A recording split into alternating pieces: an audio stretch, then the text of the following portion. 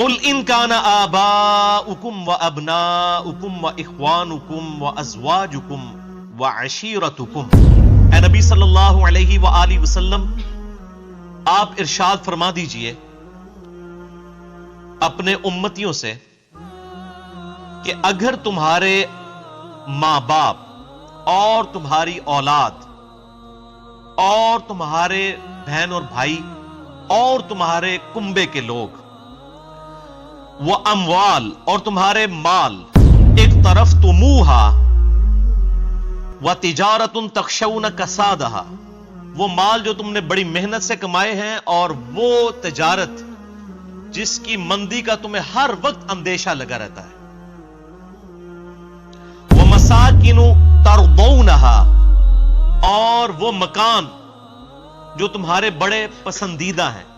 تمہارے ایسٹس جتنے، یہ 8 چیزیں اللہ تعالیٰ نے گنوائی ہیں، احب الیکم من اللہ ورسولہ،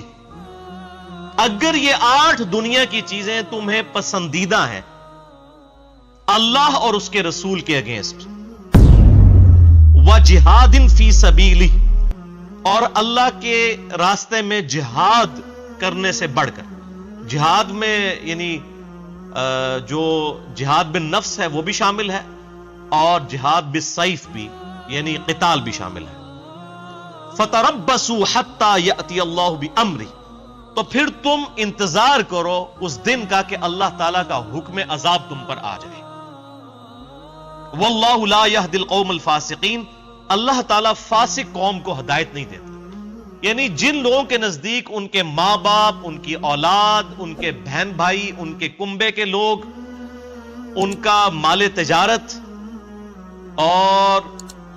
ان کے جو ایسٹس ہیں مکانات کی شکل میں، یہ سب کی سب چیزیں زیادہ عزیز ہیں ان کو اللہ اور اس کے محبوب صلی اللہ علیہ وآلہ وسلم سے اور اللہ کی راہ میں جہاد کرنے سے، تو ایسے لوگ پھر عذاب الہی کا انتظار کریں والعیاذ باللہ تعالی۔ اسی کانٹیکسٹ میں ایک بڑی مشہور حدیث ہے، صحیح بخاری اور صحیح مسلم کی متفق علیہ حدیث ہے، انٹرنیشنل نمبرنگ کے مطابق بخاری میں ہے 16 نمبر اور مسلم میں 165۔ آپ صلی اللہ علیہ وآلہ وسلم نے ارشاد فرمایا، اس شخص نے ایمان کی حلاوت چکھ لی جس میں 3 نشانیاں ہوں۔ نمبر 1، اللہ اور اس کا رسول صلی اللہ علیہ وآلہ وسلم اسے پوری دنیا میں سب سے بڑھ کر محبوب ہو جائے۔ نمبر 2، اس کی دوستی اور دشمنی کا معیار اللہ کی ذات بن جائے۔ اور نمبر 3، کفر کی طرف لوٹنا اس کے لیے اتنا ہی مشکل ہو جائے جتنا زندہ آگ میں جلایا جانا، یعنی وہ شخص آگ میں جلنے کے لیے تیار ہو جائے لیکن ایمان نہ چھوڑے۔ اس لیول کا اگر ایمان ہوگا تو وہی شخص ایمان کی حلاوت چکھ سکتا ہے۔ اسی طریقے سے بخاری اور مسلم میں ایک اور حدیث ہے، انٹرنیشنل نمبر کے مطابق صحیح بخاری میں 15 نمبر اور مسلم میں 169، یہ بھی بڑی مشہور حدیث ہے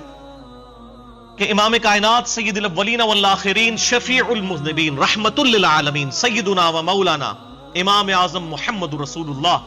صلی اللہ علیہ وآلہ وسلم نے ارشاد فرمایا، تم میں سے کوئی شخص اس وقت تک مؤمن ہی نہیں ہو سکتا جب تک کہ میں اسے اس کے ماں باپ، اولاد، سب لوگوں سے بڑھ کر عزیز نہ ہو جاؤں، وہ مؤمن ہو ہی نہیں سکتا۔ اور اسی کا کلائمیکس وہ حدیث ہے صحیح بخاری کی انٹرنیشنل نمبر کے مطابق 6632 کہ ایک دفعہ نبی صلی اللہ علیہ وآلہ وسلم سیدنا عمر فاروق رضی اللہ تعالیٰ عنہ وعلیہ السلام کا ہاتھ پکڑ کر چہل قدمی کر رہے تھے، تو سیدنا عمر نے بھی تھوڑی فرینکنس محسوس کی کہ حضور نے میرا ہاتھ پکڑا ہوا ہے، مجھ سے محبت کر رہے ہیں، تو انہوں نے اپنے